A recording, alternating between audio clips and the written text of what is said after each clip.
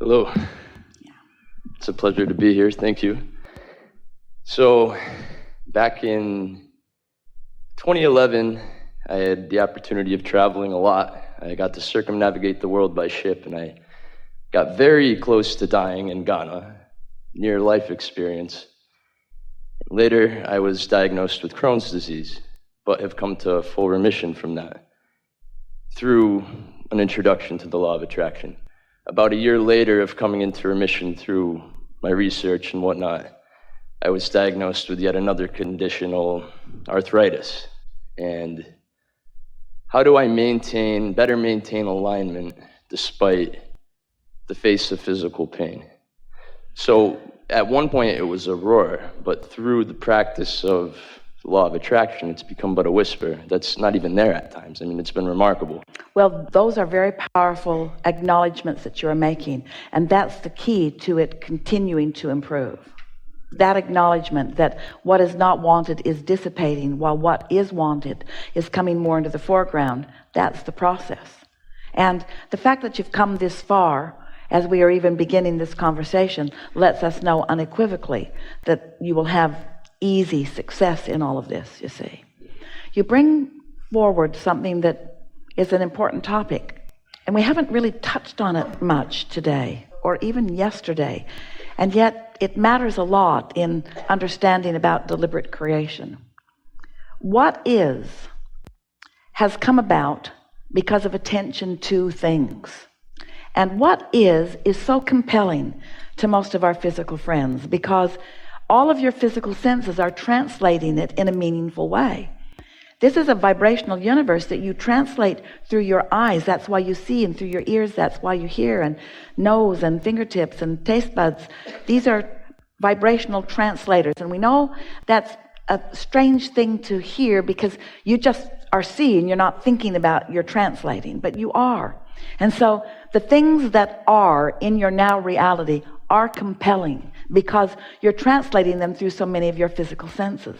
That's why Esther's time in a beautiful restaurant with beautiful fragrances in the air and the smell of the food, it is an all-encompassing, visceral experience that is really conducive to cementing in and practicing vibration.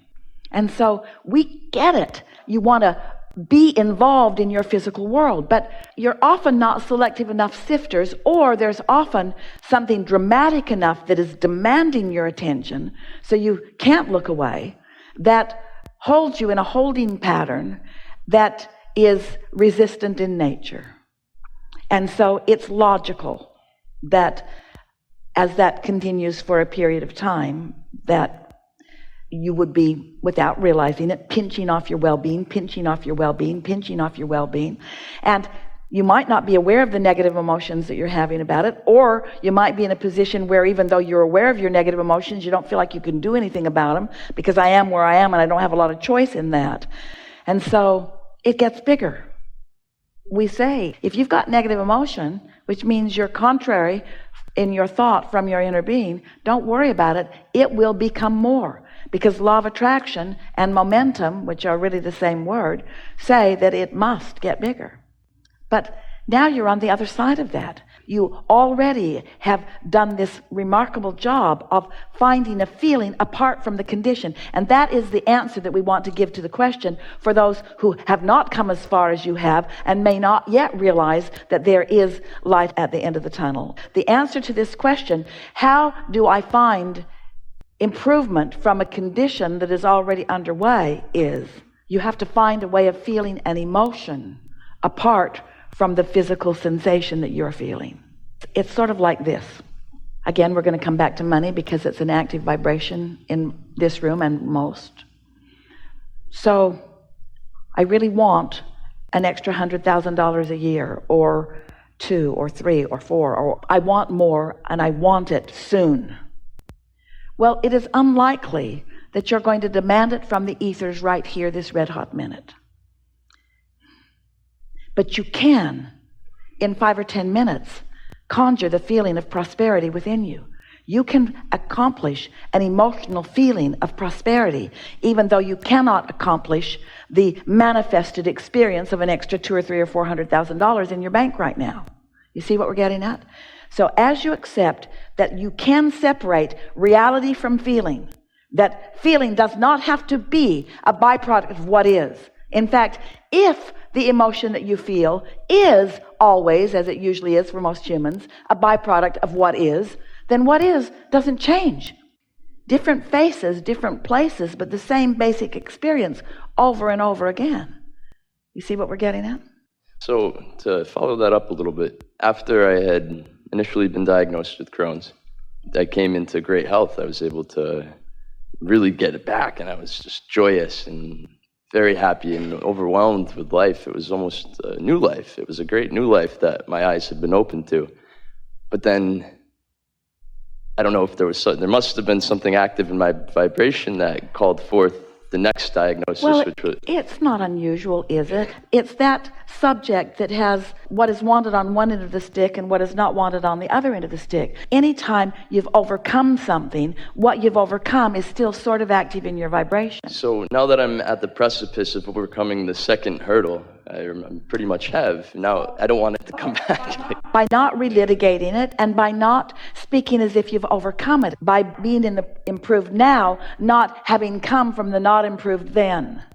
That's the piece of it. It's being in the improved now, being in appreciation of the improved now, being in anticipation of an even more improved now, but not relitigating, not remembering, not comparing. Sometimes there is a desire to teach someone else. In other words, when you've just come through something, then sometimes it's active enough in your vibration that others who are experiencing it are rendezvousing with you. And even in the explanation of how it was before it is now can keep that vibration active just a little bit, you see.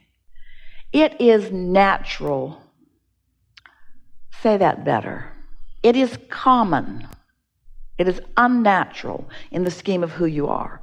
But it is common for our human friends to want to teach their success to others. And in doing so, they often subdue their success because they're trying so hard to relate to the others that they don't allow themselves to stay in the clear space that they could.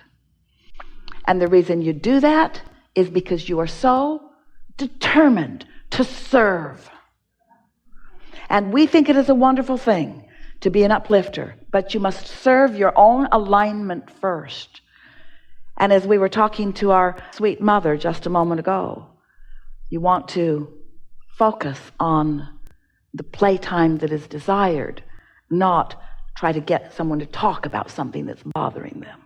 So my last question is, when just recently I had a quick episode. Now, they used to last up to 8 months until I had discovered your iteration of the law of attraction and stopped focusing on the pain. When I stopped focusing, it went away. And over the past week or so, after about a 7-month period, I had a 24-hour period of time where it revealed itself, and then I started to freak out, but I gave in, I remembered, and it's gone. Sometimes Esther's watching television, and afterwards she'll say to someone, I think I have a little gout, and maybe a little mesothelioma, maybe a little. Those advertisements get to you. You don't have to watch more than about 1,000 of them before you've got it. So for it to have disappeared so quickly was remarkable, but I guess my question is that pain a reflection of my state of alignment? Yes, yes it is. If you are ever in physical discomfort, here's the most productive way of looking at it. So you say to yourself, or you acknowledge that, when you ask, it is always given. Do you acknowledge that? Yes. We've been talking about that for a long time. You have trillions of cells in your physical apparatus, and they are all consciousness, and they are all continuously asking for what they need from each other and from without. They are asking for energy. They are asking for replenishment. They are asking for water a lot. They are asking for water a lot. That's why you translate it into thirst or hunger. That's part of that translation process. And so the cells of your body are asking and asking and asking. And when you are tuned in, tapped in, turned on, as they ask and you're not in the way because you're feeling good and all your circuits are wide open, then they ask and receive and they ask and receive and they ask and receive. We like to call this receiving mode the replenishing mode. You ask and it is replenished, and you ask and it is replenished, and you ask and it is replenished. But if you're not in that receiving mode, if you are in some sort of despair or some sort of worry or some sort of fear or some sort of danger, and your cells are asking, then they're asking, but your circuits aren't open. And when your circuits aren't open to what your cells are asking for, the physical sensation is discomfort. That's what it means. You're not letting the energy flow. Don't you love knowing that? So then what do you do about it? Don't panic. Just say, oh, this discomfort means that help's on the way. This discomfort means that my cells are asking and the source is answering. Because if your cells were asking and source wasn't answering, wouldn't matter how disconnected you are or how closed off your circuits are, you would not feel discomfort. But the fact that you feel discomfort means two important things. Your cells are asking and source is answering. And if you'll chill out, all is well. Okay. Thank you. Really good conversation. Thank you.